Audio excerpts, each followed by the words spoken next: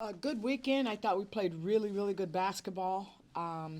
Started with our ability to defend. I thought we defended Illinois State extremely well. Coming in, our game plan was to really try to um, make sure that anytime Wilson caught it, that she was seeing two and three jerseys, and really trying to trap her and frustrate her. And I thought we did a terrific job of that. We were able to create some easy buckets off of turnovers. And you know, considering it was such a hard week with the confirmation of Emerson, I thought this team handled themselves extremely well. Kayla Morgan was terrific. In her first start in a while, she got us started with the three ball, was extremely efficient offensively, but she also did a terrific job of guarding Maya Wong, who is the head of their snake. She makes them go.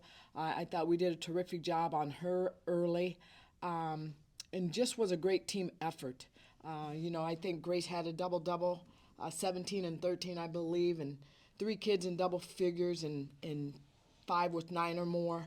Just a terrific team effort on both sides of the basketball. And again, it started with our ability to defend, and we was able to carry that over into Bradley.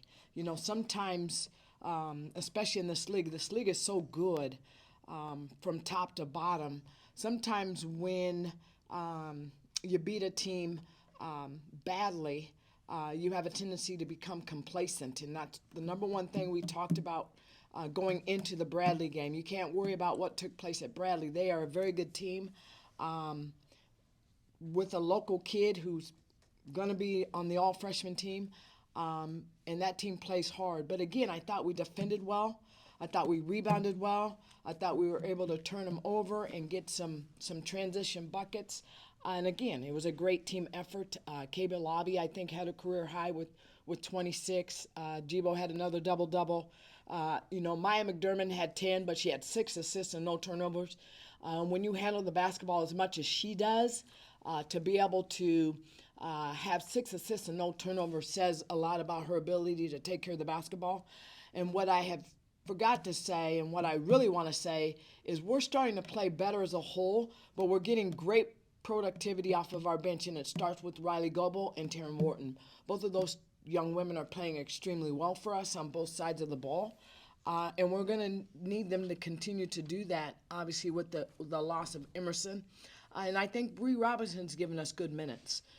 So we were off yesterday. Everybody was able to enjoy the Super Bowl, especially the halftime entertainment of Usher and Alicia Keys. How about that? And then we had some Ludacris in there.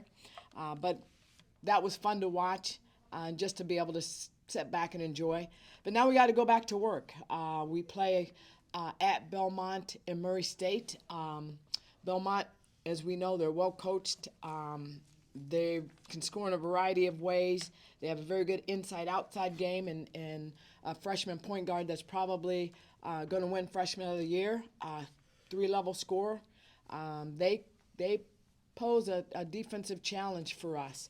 And then Murray State. Murray State's, as we know, I think they're fourth in the country in points per game, and just knocked off Missouri State there. So we're going to have to put our hard hats on and roll up our sleeves and try to figure out how to at least get a split. But both teams are very good and well coached, and we're excited for the opportunities. So we'll see what Thursday brings. Any questions? With how well the team played on both ends last week, how much of that is maybe offense fueling defense or defense fueling your offense? It's defense fueling our offense. We've talked a lot about that in the past couple of weeks. The ball is going to go in. Sometimes it's going to go in, sometimes it isn't. And there's been stretches in games where we have allowed whether the ball goes in the hole or not affect our energy and effort on the defensive end. So we've really talked about that the last couple of weeks. And I think they're starting to understand and really buy back into our defense is fueled by our offense is fueled by our defense, and we have to be able to continue to get stops. We have to be able to continue to get tips because it allows us to create some easy buckets in transition. What mentality did Kalen need to have to be out of the starting lineup for a little stretch and then come right back in and be a playmaker right away? Well, again? I mean, this is a selfless team. She's a fifth-year kid. She's a captain, and she understands her role, and they're ever changing. But extremely proud of how she's handled herself, not only this past weekend, but throughout the course of the season. She's a captain for a reason. And then not somebody whose offense is always on full display, but she put it on full display against Illinois State while not slipping on the defensive end at all. What does that say about her ability on both ends of the floor? Well, we expect that of her, and she expects it of herself. Just allow the game to come to her. And that's one of the things that we talk to everybody about. We don't need one person to try to fill Emerson's shoes. We're not going to fill Emerson's shoes, but just be the best version of you. And try to bring that every single day on every single possession, and everything else will take care of itself. And Kaylin certainly has done that. She's honestly had a really good year. It doesn't necessarily show up in point total, as you said, but she does a lot of the little things for this team. Thank you.